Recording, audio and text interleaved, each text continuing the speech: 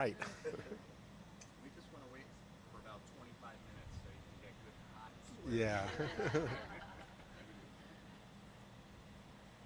Everyone ready? Yeah, sure. Pass the way. Oh, I don't. Do you have an opening statement, Mayor, about the events of the next I week? can give you one.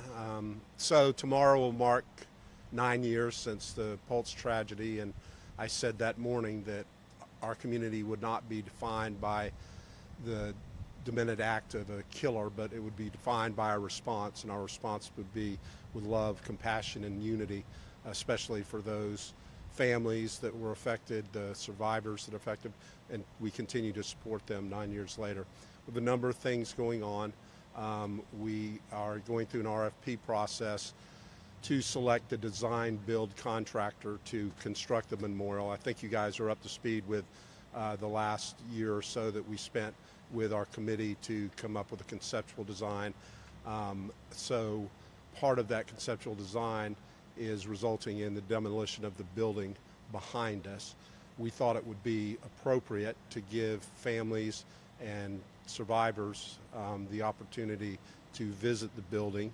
None of them have been in there for the past 9 years, and if it's going to be demolished before the turn of the 10-year event, we thought it'd be appropriate during this time period because a lot of them would have traveled here anyways and are going to be here already.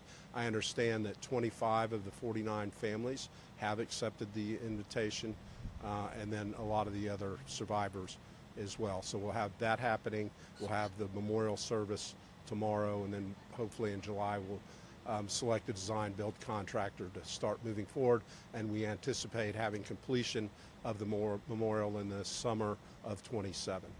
Mayor, you said a few years ago that what happened here at Tulsa was undoubtedly the worst thing that's happened since you have been mayor in this town.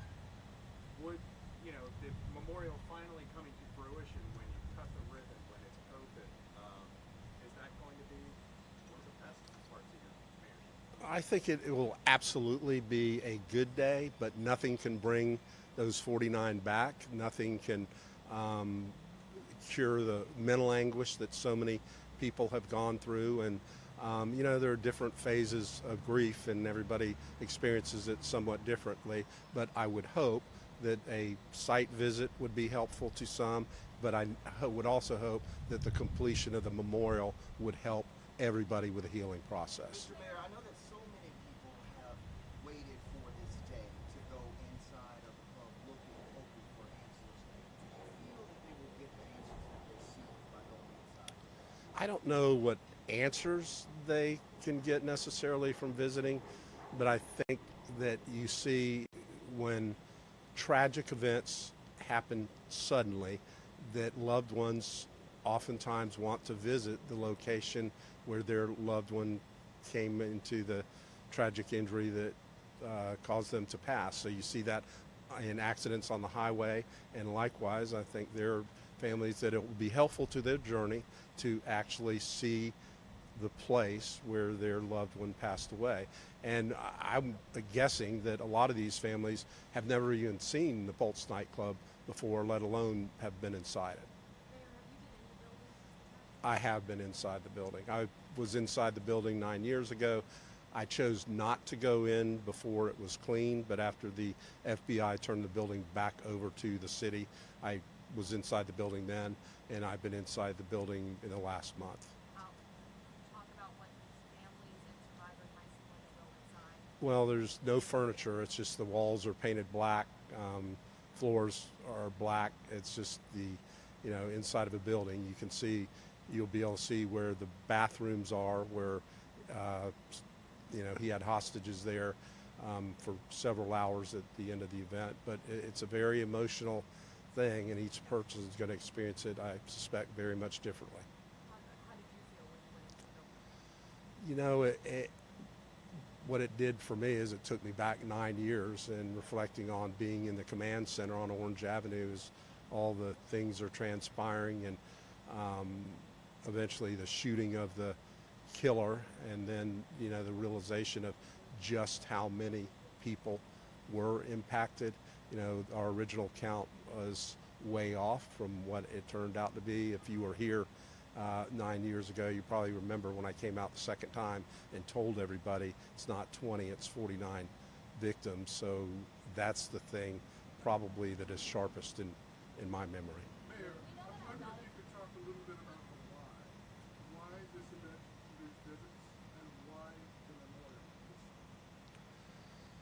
The 49 and the families and the other survivors deserve to have a place that memorializes those who were lost, a place that our entire community can reflect on what happened on this site is the why on the memorial. Hopefully the memorial does give some closure or at least an additional means of healing. And then in terms of the visitation, we think first and foremost of the victims and the families and the survivors.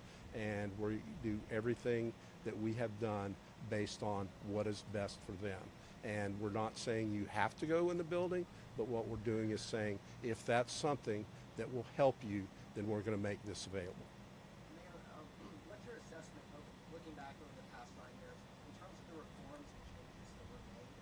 And do you think there needs to be additional reforms and changes? If so, what do you think needs to be done to prevent a future tragedy? Well, if you look at when Pulse occurred 9 years ago, it was significant to us because it was in our community. It was also significant because of the number of people that were killed and injured. But it seemed like it was on the forefront. We didn't have mass shootings every single day. There wasn't playbooks on how do you respond to a mass shooting. And now it seems like every other day or every week there's a mass shooting of some sort somewhere in the United States. So that would suggest to me that we don't have the right laws in place. We don't have the resources in place. Everybody, one side will blame guns, one side will blame mental health, but we don't have the right things in place for either one of those arguments. We know that a lot of the objects that were part of the scene the day of the tragedy were taken by, people who were in charge of storing them. What's going to happen with those objects if they're going to Can you speak up just a little bit? Oh, okay. So we know that a lot of the objects that were part of the scene that day of the tragedy had been stored. Do we know what's happening with those objects when they're going to be part of the memorial? Sure. One of the unsung heroes is the Orange County History Center.